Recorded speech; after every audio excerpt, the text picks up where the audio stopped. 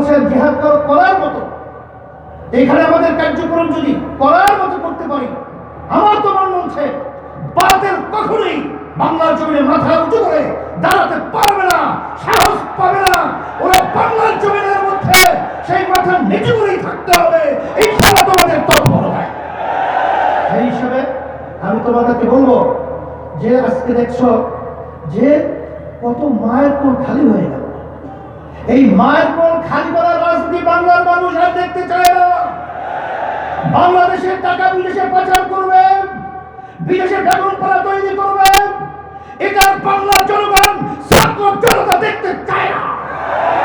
এর পরিবর্তন আমাদেরকেই করতে হবে।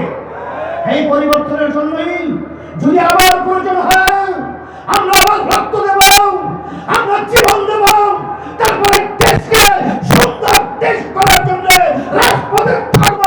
থাকার জন্য কে কে রাজি আছো?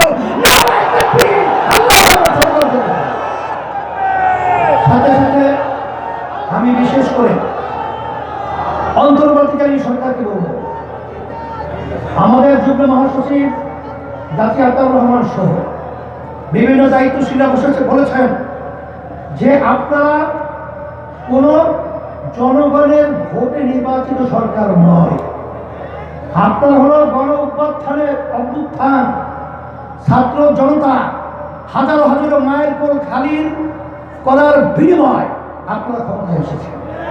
কিন্তু আপনাদের কার্যক্রমগুলো আমরা অনেকাংশে প্রশ্নবিদ্ধ। এটা আমাদের দুঃখ হয়।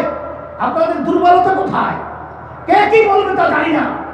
যারা নাকি নির্বাচনের জন্য অস্থির হয়ে গেছে, পিআর নির্বাচন পছন্দ করছেন না, আমি বলবো এখন বাংলাদেশের মানুষ সজাগ হয়ে গেছে।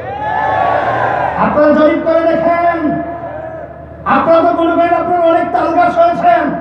আসলে আপনাদের পায়ের নিচে মাটি নেই, মাটি কিন্তু সরে গেছে। এখন এই বাংলাদেশের মধ্যে আর এই চাঁদাবাজদেরকে, এই যারা কি জায়গা দখলকারীদেরকে, খুনিদেরকে, গুমিদেরকে বাংলাদেশের মানুষ দেখতে চায় না। পরিবর্তন করতে হবে। সুন্দর পরিবেশ তৈরির জন্য আমাদেরকে কাজ করতে হবে। এই জন্য আমি বিশেষ করে বলবো, যারা নাকি হাজার হাজার মায়ের কোল খালি করেছে তাদেরকে আবার নির্বাচনের জন্য আহ্বান করছেন।